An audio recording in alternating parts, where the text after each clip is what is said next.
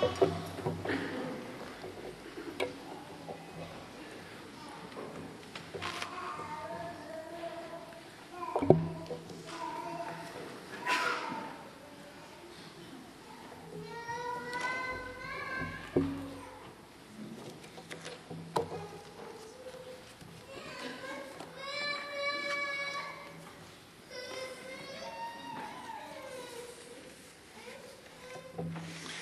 would like to begin with a welcome to our new parishioners who have joined the parish in recent months, who will receive a special blessing at the end of this service today.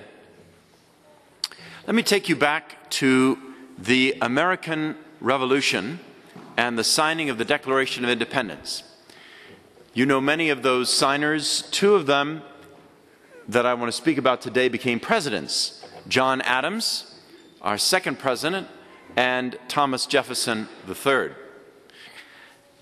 When Adams and Jefferson signed that declaration, they were both great patriots and founding fathers of our nation, friends, comrades in this new endeavor. Eventually, Adams was elected second president after George Washington and served his first term and decided to run for a second term. And who chose to run against him but his friend Thomas Jefferson? Now, that was not something very pleasing to John Adams, even more so when Jefferson beat him. The day before Jefferson's inauguration, he decided to pay a courtesy call to his old friend Adams at the White House before he would move in. So he went over to the White House, presented himself, and as Jefferson went in to see John Adams, Adams shouted at his former friend, "You turned me out! You turned me out!" And at that, Jefferson had to walk out on his friend. And the tragedy of that was that they did not speak for a month, a year, but for many years. And in fact, it looked like they may never speak again over human pride and animosity. But a friend of theirs, who also signed the Declaration of Independence, Benjamin Rush, kept working both ways to see if he could reconcile those two former friends. He worked at it for about 11 years, and finally another neighbor, a neighbor of President, which one was it, Adams? Or was it Jefferson? No, it was Jefferson. One of his neighbors was traveling up to Massachusetts and went to see Adams in his retirement there in Massachusetts. And as he was talking about Jefferson, do you know what Adams said? "I have always loved Jefferson, and I still do today." Well, this friend goes back to Jefferson, tells him, gives him that report. Jefferson contacts his intermediary, Dr. Rush, and says, "That's enough for me." And they start a correspondence. And some of you in your American history probably read some of the great and famous correspondence that went on for years in the retirement of Jefferson and Adams. Great insights into the founding of our nation, into the virtues and to the values that would have been lost had it not been for the intervention of a mutual friend. Today, dear brothers and sisters, that's exactly what Jesus is talking to us about in the gospel. The need for and the importance for fraternal correction. Sometimes it's our pride that keeps us apart. It not only divides friends, it divides husband and wife, it divides parents and children, divides a nation. It pulls us apart when we cannot find a way to be reconciled. And Jesus gives us the formula. First, you go to the person yourself. You attempt, right? As Jefferson did with Adams, going to the house, trying to make some peace in the White House, which it's needed ever since. And it didn't happen. And years gone by, one might have thought, well, it will never happen. But a true friend, an intermediary, never gives up. You know what I'm talking about. Maybe you had to use some of that tough love, that intervention on a child of yours who was involved in drugs and was influencing your other children, and you said, either you get the treatment we're calling for, or you're getting out of this house. Because you couldn't let that child influence the rest of the family. You had to use tough love. And maybe that child refused the treatment, refused the help, and walked out. But you don't give up on the child. You still try to reach out. And maybe a few years later, maybe decades later, there might be a reconciliation. I've seen it time and again. I'm sure you have as well. Maybe it's when one of the parents is dying and that child comes back to see mother or father. Maybe that's when the reconciliation happens. Maybe it's not till even after that. But God never gives up on a soul. Neither should we. I want to tell you about a great coach by the name of Bob Lattiser.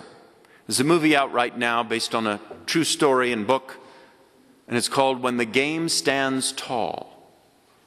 This coach Lattiser has been teaching at De La Salle Catholic School. He's been teaching religion for decades, and only recently retired from being their football coach. By the way, his fame came when he had won 150 consecutive football games. Now that'll get you some respect.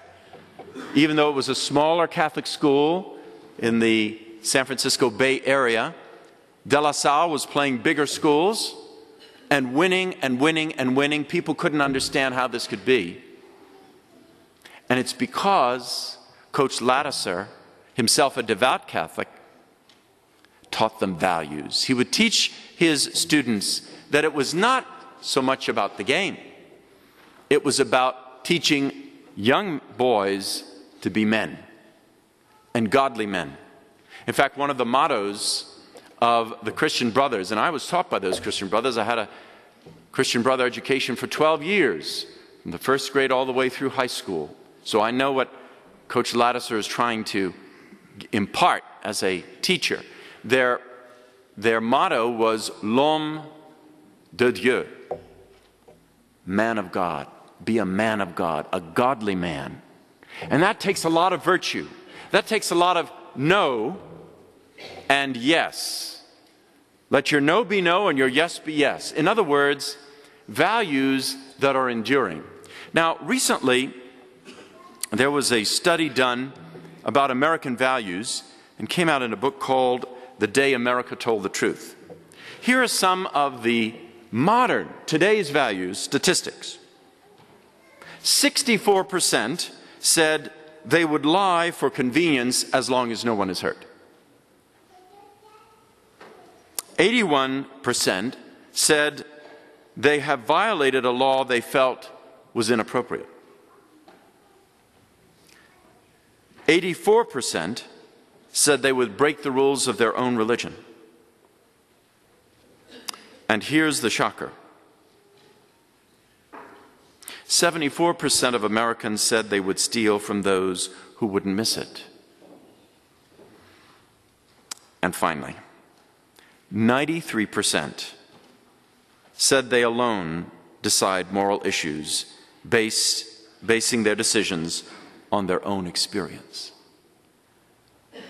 Now, do you wonder why we're in the mess we're in when 93% of those surveyed said that they would base their moral judgments on their own experience? When they've been taught that it's okay to lie, or maybe not taught, but by example. In other words, if I can get away with it, get away with it. When I was growing up, if you lied, well, I won't even tell you what the Christian Brothers were going to do to you, much less our parents. If you stole, if you went to the grocery store and stole something, your parents would tell you, you are dishonoring our family name. Have you lost your mind? You are not to be a thief, a liar, a cheat. As you heard in the second reading, The commands of God are clear. You shall not lie, you shall not steal, you shall not kill, etc. Where do we get the idea that we can judge what's right and wrong? When God has given us a moral code, God has given us a conscience. There is objective truth. In other words, what is right is always right. What is wrong is always wrong. You cannot mix it. And yet in America, we've developed a culture where, well, if I can get away and nobody knows about it.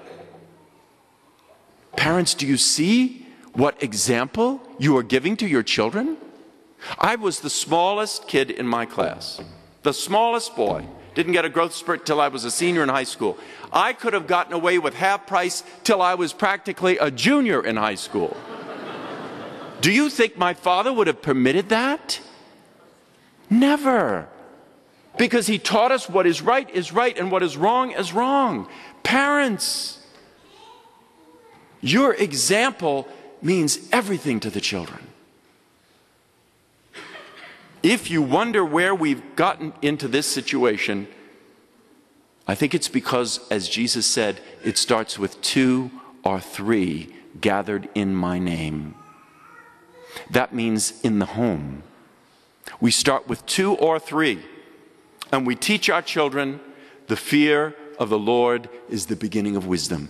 And what does that mean? It doesn't mean a servile terror. It means fear of offending the God who created you. And then you have fear of offending your parents and your family name. Human dignity, moral virtue. This is what Coach Lattiser was teaching these high school boys. And listen, colleges were throwing hundreds of thousands of dollars at Coach Lattiser to come and coach for them. So was the NFL.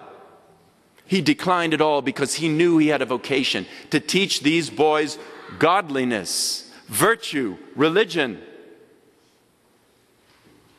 and how to be a man, l'homme de Dieu, a godly man. This is what we need to do again. This is how we have to start over to rebuild our nation. You can spend all of the time looking at news and becoming depressed if you want and losing your hope, but that's not what Jesus Christ is asking of us. He's asking us 2 or 3 gathered in his name. Here we have hundreds, right? All you need are 2 or 3 to start, restart, begin anew, begin again. Teach virtue, teach value. See this film, When the Game Stands Tall, and see how a man can remain virtuous despite everything that's thrown, and how he can affect the lives of thousands by standing tall, standing strong. Just as that friend of Adams and Jefferson who would not give up on the possibility of intervention and reconciliation. I conclude with the words of a great pope of the early church, St. Leo the Great, when he was commenting on the beatitude, "Blessed are those who hunger and thirst for righteousness, for they shall be filled." Righteousness, doing the right thing in every occasion as God would have us, right? This is what St. Leo said.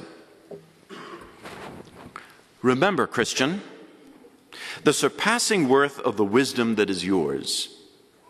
Bear in mind the kind of school in which you are to learn your skills, the rewards to which you are called. Mercy itself wishes you to be merciful.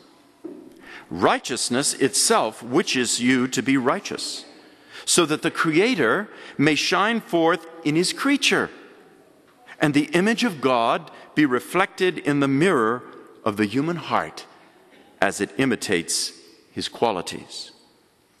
The faith of those who live their faith is a serene faith, and what you long for will be given you. What you love will be yours forever. Amen.